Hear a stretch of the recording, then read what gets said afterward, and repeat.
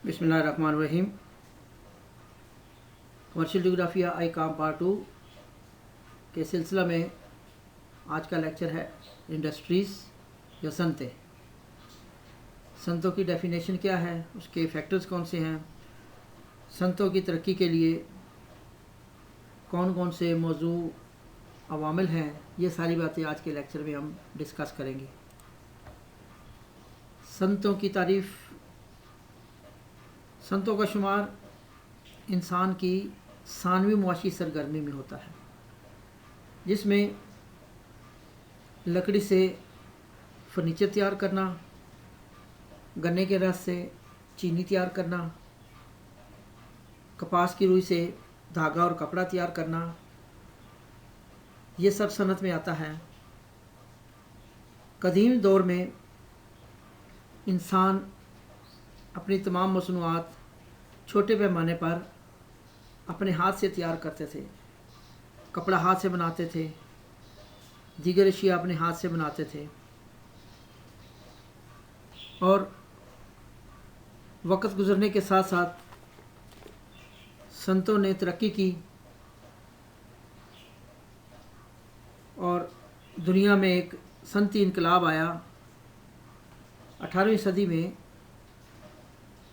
पूरी दुनिया में सनत जो है तरक्की करने लग गई। 1750 में बरतानिया में सबसे पहले इंडस्ट्रीज़ का क़याम अमल में लाया गया और यहाँ से एक सनती इनकलाब दुनिया में शुरू हुआ। उस दौर में बहुत से शोबों में मशीनें तैयार की गई जो इंसानी हाथों के मुकाबले में कई गुना ज़्यादा माल तैयार कर सकती थी। उस दौर में कारखानों को चलाने के लिए ईंधन के तौर पे कोयला इस्तेमाल किया जाता था और 1851 में यानी सनती इनकलाब 1750 के आगाज़ से 100 साल के बाद बरतानिया और दूसरे यूरोपीय मुमालिक में सनत बहुत तरक्की कर चुकी थी और 1851 में लंदन के हाइड पार्क में एक सनती नुमाइश लगाई गई, जिसमें उस वक़्त तक जितनी सनतों के लिए मशीनरी बन चुकी थी उसकी नुमाइश की गई और दुनिया को बताया गया कि हमने कौन सी सनती तरक्की की है। इस सनती मेले के बाद दुनिया में एक इनकलाब आ गया और इस सनती मेले का इफ्तिताह मलका विक्टोरिया ने किया था और उसके बाद दुनिया में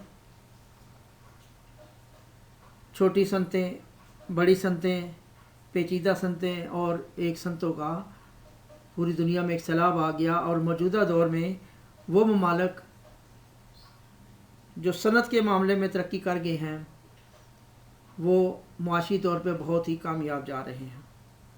अब हम देखते हैं कि सनत की तारीफ़ क्या है। सनत का ताल्लुक़ सानी मुआशी सरगर्मी से है। सनत एक ऐसा अमल है जिसमें हम ख़ाम माल से नई अशिया बनाकर उनकी शक्ल तब्दील करके उसकी कीमत को बढ़ा देते हैं, उनकी इफ़ादियत बढ़ जाती है।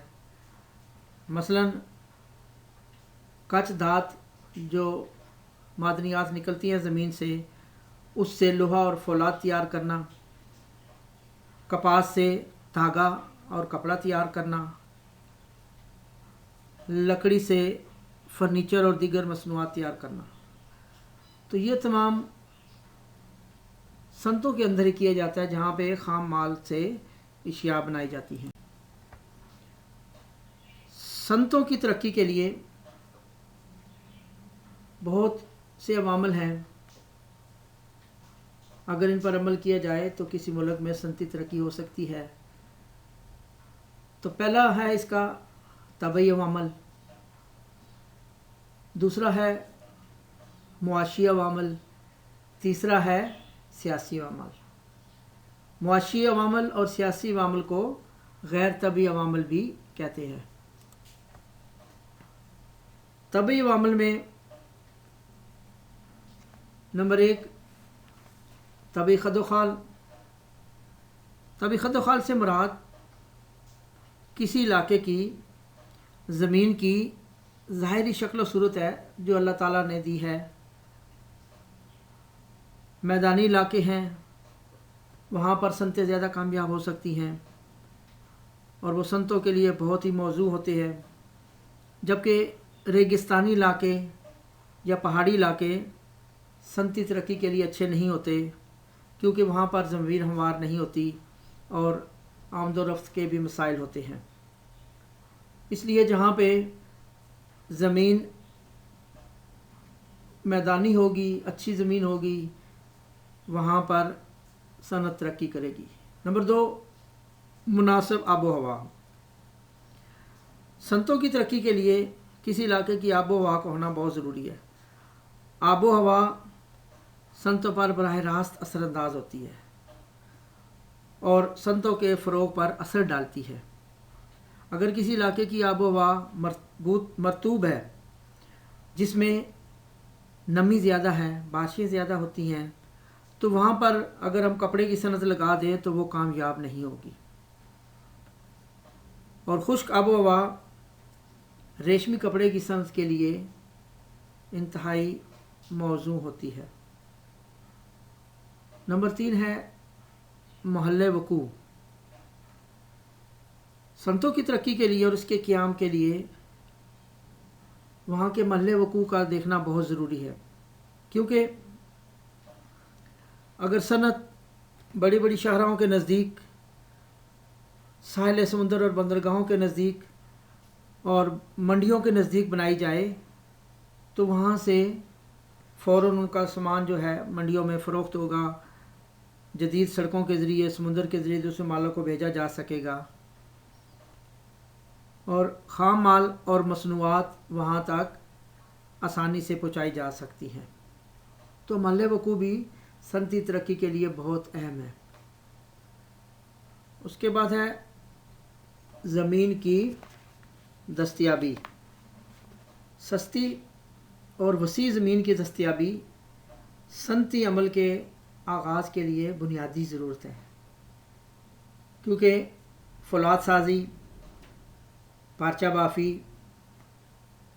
ہوائی جہاز یا بحری جہاز تیار کرنے کے لیے وسیع رقبہ درکار ہوتا ہے، لہذا سستی اور وسیع زمینیں جو ہیں صنعتوں کے فروغ کے لیے بہت ضروری ہیں۔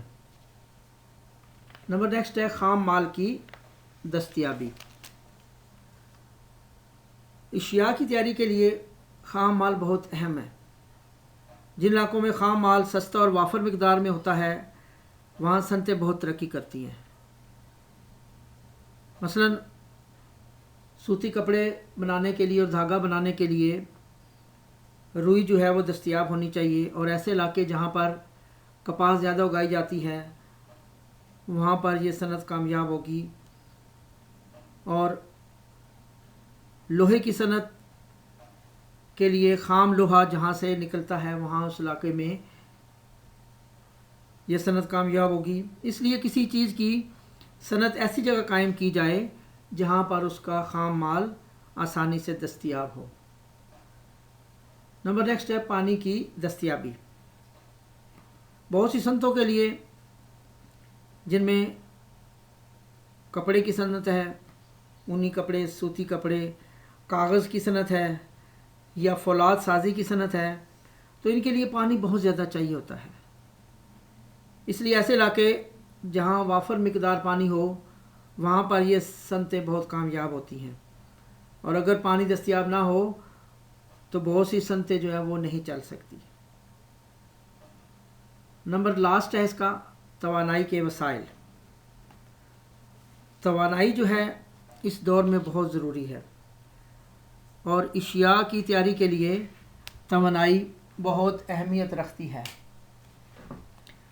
کیونکہ موجودہ دور میں بجلی کے ذریعے یا سولر انرجی کے ذریعہ دیگر ذرائع سے توانائی کی ضروریات پوری کی جا رہی ہیں، اور مشینوں کو چلانے کے لیے توانائی کی وافر اور سستے داموں فراہمی صنعتی ترقی کے لیے بہت اہمیت رکھتی ہے۔ نمبر نیکسٹ ہے غیر طبی عوامل، جس میں نمبر 1 ہے معاشی عوامل۔ معاشی عوامل میں جو انسان اپنے وسائل سے بناتا ہے، سب سے اہم چیز ہے سرمایہ اور تنظیم۔ زمین کی خریداری، مشینری، خام مال، توانائی کا حصول، ذرائع نقل و حمل اور ملازمین کی تنخواہیں وغیرہ دینے کے لیے سرمایہ جو ہے بہت ضروری ہے، اور سرمایہ کے بغیر کام نہیں چلتے۔ اور اس کے ساتھ ساتھ ایک اچھا ناظم جو ہے وہ صنعتوں کی ترقی کے لیے بہت ضروری ہے۔ اگر اس کا آجر یا ناظم اچھا ہوگا، صلاحیتوں کا مالک ہوگا، ہنرمند ہوگا، تجربہ کار ہوگا، تو وہ اپنے سرمایہ کو اچھے طریقے سے استعمال کرے گا، اپنی تنظیم کو اچھے طریقے سے چلائے گا، جس سے صنعتیں جو ہے بہت زیادہ ترقی کریں گی۔ نمبر 2 ہے جدید مشینری۔ موجودہ دور میں زندگی کے تمام شعبوں میں مشینری کی بہت اہمیت ہوگی ہے۔ آج کے جدید دور میں جتنی بھی صنعتی ترقی ہوئی ہے، وہ صنعتی عوامل میں سب سے اہم عنصر جو ہے وہ مشینوں کی بدولت ہے۔ صنعتوں میں مشینوں کے استعمال سے کم وقت میں زیادہ اشیاء پیدا کی جاتی ہیں، جس سے ان اشیاء کو دوسرے مالوں کو بیچ کر وسیع زر مبادلہ کمایا جاتا ہے۔ مشینوں کے بغیر موجودہ دور میں صنعتی ترقی کا تصور نہیں کیا جا سکتا۔ نمبر 4 ہنرمند مزدور۔ صنعتوں کی ترقی کے لیے اس کے ورکرز کا تربیت یافتہ ہونا ضروری ہے، کیونکہ اگر ہنرمند نہیں ہوں گے تو کام صحیح نہیں کریں گے، خام مال کو ضائع کریں گے، اشیاء صحیح نہیں بنیں گی۔ تو کسی بھی صنعت کی ترقی کے لیے تربیت یافتہ مزدوروں کا ہونا بہت ضروری ہے۔ جیسا کہ پاکستان میں فیصل آباد میں کپڑے کی صنعت ہے، اگر وہاں پر کام کرنے والے مزدور تجربہ کار نہیں ہوں گے تو وہ کام صحیح نہیں ہوگا۔ اسی طرح سیالکوٹ میں کھیلوں کی انڈسٹریز ہے، تو اس کے لیے کھیلوں کا سامان تیار کرنے کے لیے تجربہ کار اور ہنرمند افرادی قوت بہت ضروری ہے۔ ہنرمند افرادی قوت کے بغیر صنعتی ترقی کا تصور نہیں ہو سکتا۔ اس کے بعد ہے جدید تربیتی ادارے۔ اگر حکومت جو ہے ملک میں جدید تربیتی ادارے بنائے گی تو اس سے صنعت بہت ترقی کرے گی۔ زندگی کی تمام صنعتوں کے لیے، شعبوں کے لیے جو ہے تربیت بہت ضروری ہے۔ جیسے پاکستان میں ہمارے شمالی علاقہ جات میں بہت سے اللہ تعالیٰ نے قیمتی پتھر دفن کیے ہیں، تو یہاں پر کچھ علاقوں میں، سوات کے علاقوں میں بہت سی قیمتی پتھروں کی صفائی کی اور پالش کے لیے جدید تربیتی ادارے بنائے ہیں اور بنائے جا رہے ہیں۔ تو ان تربیتی اداروں کی بدولت صنعتیں ترقی کرتی ہیں۔ نمبر نیکسٹ ہے ذرائع نقل و حمل۔ خام مال کی دستیابی، مصنوعات کو بھیجنا، افرادی قوت کا کارخانوں تک آنا جانا، یہ تمام جدید ذرائع نقل و حمل کی بدولت ممکن ہے۔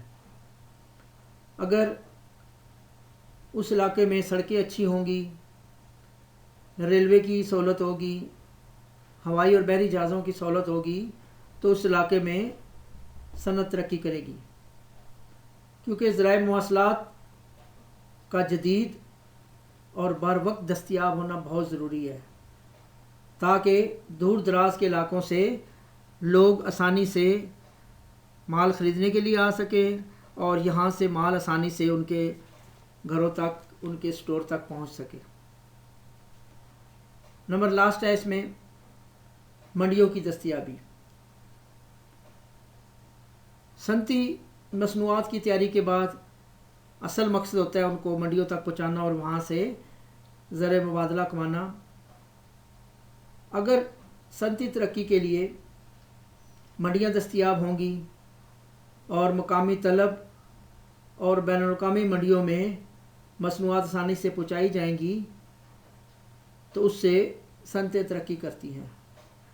मंडियों की ही बदौलत कारखानादार अपनी मसनूआत तैयार करके आसानी से पहुँचाते हैं और ज़र मुबादला कमाते हैं, जिससे मुल्क की तरक्की में बेपनाह इजाफ़ा होता है। उसके बाद गैर तबी अवामल में सियासी अवामल आ जाते हैं। किसी मुल्क के अंदर के हालात आ जाते हैं। उसमें नंबर 1 है मुस्तहकम हुकूमत। अगर मुल्क में हुकूमत मुस्तहकम होगी तो बहुत से मुल्की और गैर मुल्की सरमायादार जो हैं वो सरमायाकारी करेंगे, क्योंकि उनको पता है कि हुकूमत ने अपनी मुद्दत पूरी करनी है और हमारे जो है इन्वेस्टमेंट ज़ाया नहीं होगी। अगर मुल्क में सियासी बदअमनी होगी, इंतशार होगा, अफरा तफरी होगी, तो मुल्की और गैर मुल्की जो सरमायाकार हैं वो अपनी सनतें नहीं लगाएंगे, क्योंकि उनको अपने सरमाए को ज़ाया करने का ख़दशा होता है। इसलिए मुस्तहकम हुकूमत जो है सनतों की तरक्की के लिए बहुत ज़रूरी है। नंबर 2 है हुकूमत की सरपरस्ती। अगर हुकूमत की जानिब से सरमायाकारों को सहूलतें दी जाएं, सनतों को तहफ़्फ़ुज़ दिया जाए और अच्छी तजारती पॉलिसियाँ बनाई जाएं तो मुल्क में सनत तरक्की करती है। हुकूमत की सरपरस्ती के बग़ैर किसी भी मुल्क में सनतें तरक्की नहीं कर सकती। नंबर 4 है टैक्सों का निज़ाम। अगर मुल्क में टैक्सों का निज़ाम अच्छा होगा, सनती तरक्की के लिए टैक्सों की छूट दी जाएगी, टैक्सों का निज़ाम अच्छा बनाया जाएगा, तो सरमायाकार जो है मुनाफे के लालच में अपनी सनतें लगाएंगे और इस तरह टैक्सों के अच्छे निज़ाम की वजह से सनतें तरक्की करेंगी। नंबर नेक्स्ट है कर्ज़ा की सहूलत। कोई भी कारोबार जो बड़े पैमाने में किया जाए तो कर्ज़ों की सहूलत बगैर नहीं चलता। इसलिए अगर मुल्क में वो मालियाती अदारे जो कर्ज़ा देते हैं या वो बैंक जो कर्ज़ा देते हैं वो ज़्यादा होंगे और आसान शराइत पर सनतकारों को कर्ज़ा फराहम करेंगे तो उससे मुल्क में सनती तरक्की होगी। अगर उनको कर्ज़ा आसानी से नहीं मिलेगा तो फिर सनत की तरक्की मुश्किल हो जाएगी। नंबर नेक्स्ट है सनती पॉलिसी। अगर मुल्क में सनती तरक्की के लिए आवाम को इस तरफ राग़िब करने के लिए, उनका शऊर पैदा करने के लिए, शऊर को बढ़ाने के लिए अच्छी सनती पॉलिसियाँ बनाई जाएँ, सनतकारों को सहूलतें दी जाएँ, तो उससे भी मुल्क में सनती तरक्की होती है। तो ये था आज का हमारा लेक्चर। उम्मीद है आपको पसंद आया होगा। आखिर में चैनल को सब्सक्राइब और लाइक ज़रूर करें। शुक्रिया।